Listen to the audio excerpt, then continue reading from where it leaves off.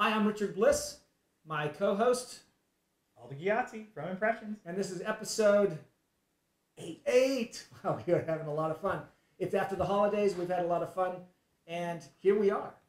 So you notice there's nothing really out here. There's nothing. We don't have really much in front of us. So what's going on? We're kind of close for the end of the year, not releasing anything. So I figured what we're going to do is, I like that whole cheesy prediction thing. We're on film, on YouTube. Okay. I say we put it down and we just make some fun predictions for 2013. And, and we go. And you can yell at us and argue, but we're going to put it in stone here.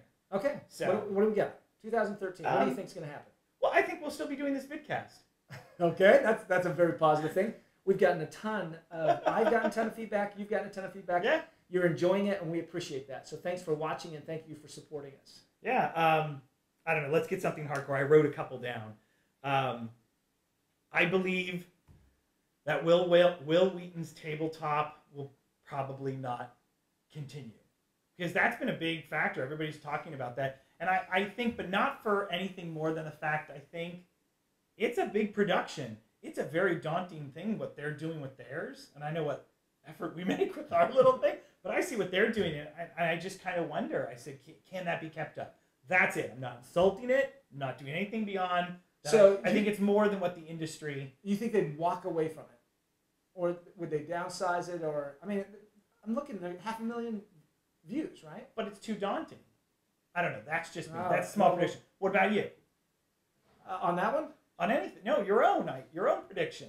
I'm doing the crowdfunding. Last year at this time, everybody thought that we had a crowdfunding bubble going on. There's not a crowdfunding bubble. It's just going to continue to get bigger and bigger. What you're going to see this year with regulation is equity-based crowdfunding, which means that you get to sell a piece of your company. I don't think it's going to be that successful. It's going to be extremely popular, but I don't think it's going to be successful. I think the pledge-based, the reward-based Kickstarter is going to continue to do well. RPGs are going to continue. I think there's going to be a whole subsection of the RPG, and you're the RPG guy, but there's going to be a whole subsection of the RPGs breaking off, and they're just doing so well on Kickstarter. Yeah, on Kickstarter, definitely. But that's actually rolls into one of my predictions. I said, of course, RPGs will still exist in book format, in stores, but they'll just do what they're doing right now. There's not going to be... The only excitement in RPGs is probably going to be on the Kickstarter end, like you're talking about. Well, I think that is actually going to not just be a one-off. It's not going to be just off to the side. It's actually going to become a core component of RPGs coming to market. I think that so much money has been raised this year in 2012. So much money on Kickstarter for RPGs. I think it'll just keep happening. I mean, look at Fred Hicks, our friend Fred Hicks at Fate. Yeah.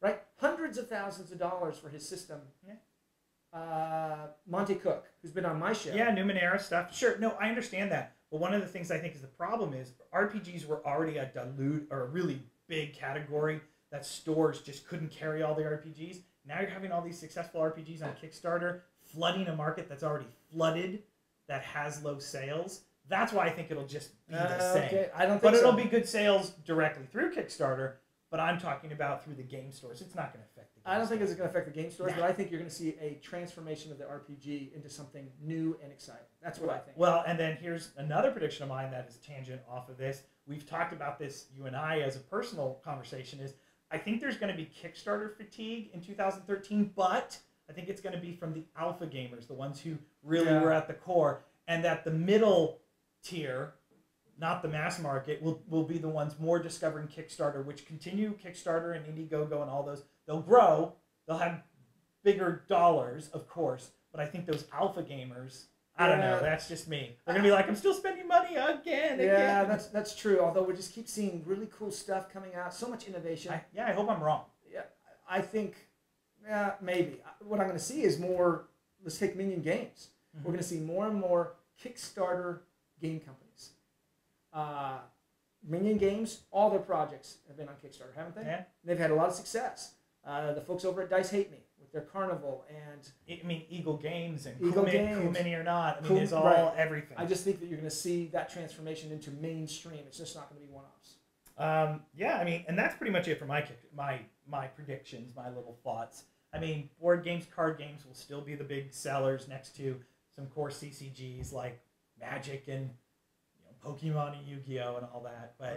But yeah, I mean, beyond all of that, I don't.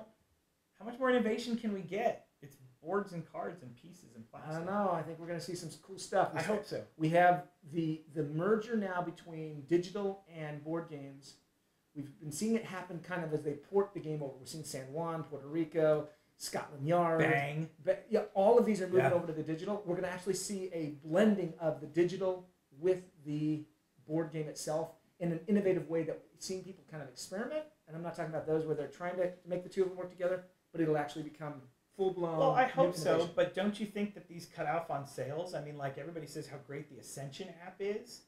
No, the Ascension app is so good, and people are still buying Ascension, but yet I hear people go, oh, I just pull out Ascension and I play it on my app now.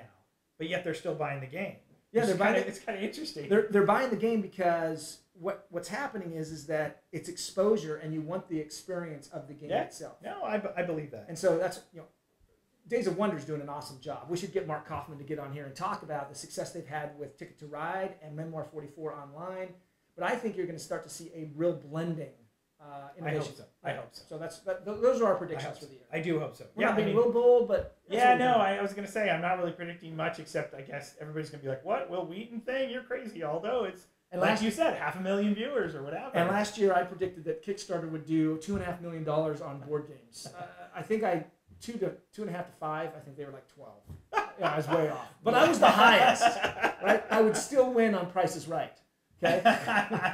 So, all right. So basically what I'm doing, what we're going to do in this show now is we're just going to focus on the Manhattan Project and really get into the game because like on the last show, it was the biggest seller. It was and it's going to continue to sell. And I think you as if you're a retailer watching, you deserve to get this into your store. It's worker placement, and that's a hot ticket right now. So why don't we? Okay, let's put this up. Oh, you're going to put that up there? Okay, show it off. And then we're going to go that way, and we're going to go get into the game. Fun, like last time. Oh, the Manhattan Project. Yeah. Awesome. I figure it deserved it. It's the best seller last year. Sold more units of this than any other game. Very cool. Very cool. Worker placement game. And it did very well on Kickstarter. Yep, we talked about that. Okay. Very nice. So basically, so we've gotten into the game, but now we're really going to get into the game. What do you mean? Jump in with me. Okay. Ready? 1, here we go. 2, 3. Whoa! Wow, we're here. I lost my footing. Okay, I didn't step on anything. Well, might have. Okay. So this is cool. So now we're really into the game. We are. Like I said. So this is Manhattan Project. Yes, this is the inside guts of Manhattan Project. You can see this is like a 2-player setup of the game right now. Okay. So, like we said, it's a worker placement game. All right. We're all loving our worker placement games now. And so I'm seeing, are these down here already been placed, the workers that I'm looking at? This area right here, most of the board, 3/4 of the board, where you see the little meeples here, that, not little meeples, they're little cardboard cutouts of your laborer, your scientist, all that other engineer. Stuff. Engineer. Okay. And then up here at the top, you have the building cards that you're going to be using your worker placement dudes to get resources, to buy these, to get more resources, to build bombs. Over here are the bombs. I put little 2 bombs on the sides. It's not where they go, but there's 2 types. And what's this behind me, this track? That's how much uranium and plutonium you're gathering to build your bombs. So, who are you? Are you research scientists competing to build the your nations, basically. Oh, your nations. You're a nation of no name. Oh. Unless you have the nations expansion, which has nation names and special abilities. But we're not going to go into that. We're not going to go there. All right. But yeah, so you can see, down at the board here, you can see that there's like a scientist on one of these places. There's a scientist and engineer on the design a bomb area. Okay. So you need those guys to design a bomb. Then you get the bomb, and eventually you can implode the uranium-based bombs, which are kind of cool too. Okay. And then you can see the university down here. Yeah. You can see the little laborer dude on the track. Yeah. You can see that there's places for him. And then I've got the mines over here and another worker over there. And what's this gold stuff up here at the top? Oh, I just happened to put 2 pieces of yellow cake. Those are the little cubes that represent yellow cake. It's a scientific term. It's a scientific term about stuff to make bombs. Okay. All right. And you need to gather that to make these bombs. So I just put 2 of them there. on the building that produces 2. You can see the card that shows 2 cubes down at the bottom. So if you have that, you get those, every turn. Very cool.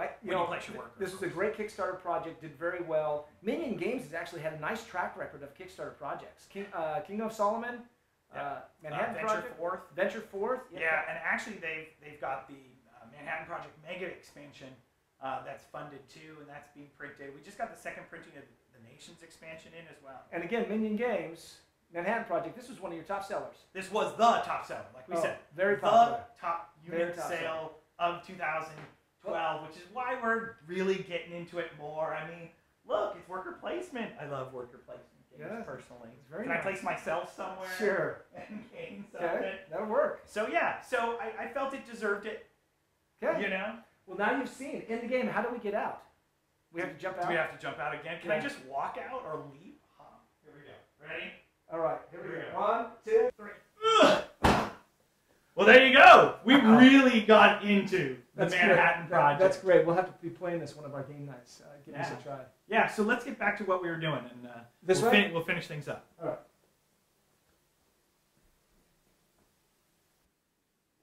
Awesome, Aldo. So, that was awesome. That was awesome. I hope everybody thought that was kind of neat, a little bit more. That was cool enough that I have looked at this game and kind of been interested. I'm interested in the subject matter. I think I'm gonna go put this in my game library because that was cool enough that I think I like what I'm seeing here. We get to build a bomb and then blow up the bomb if you want to, and not hurt anybody. I still am wondering about the social implications of glorifying weapons of mass destruction, but okay, we won't go there. All right. We got to stop laughing. We got anything else? No, we got nothing. We've got a whole mess of new releases for the next Vidcast because they just masked while we were on vacation. So, I mean, I've already seen the list of stuff that's coming down the pipe and being shipped. So, it's going to be a big Vidcast next time. And you can follow me, Richard Bliss, or The Game Whisperer on Twitter, as well as thegamewhisperer.com. You can find impressions at impressionsadv.net. Yep. Those are the places where you can track us down. You can find us on Facebook as well, all over the place. Reach out, talk to us. So many of you have. We appreciate it. And until next time, happy gaming. Thank you. Bye-bye.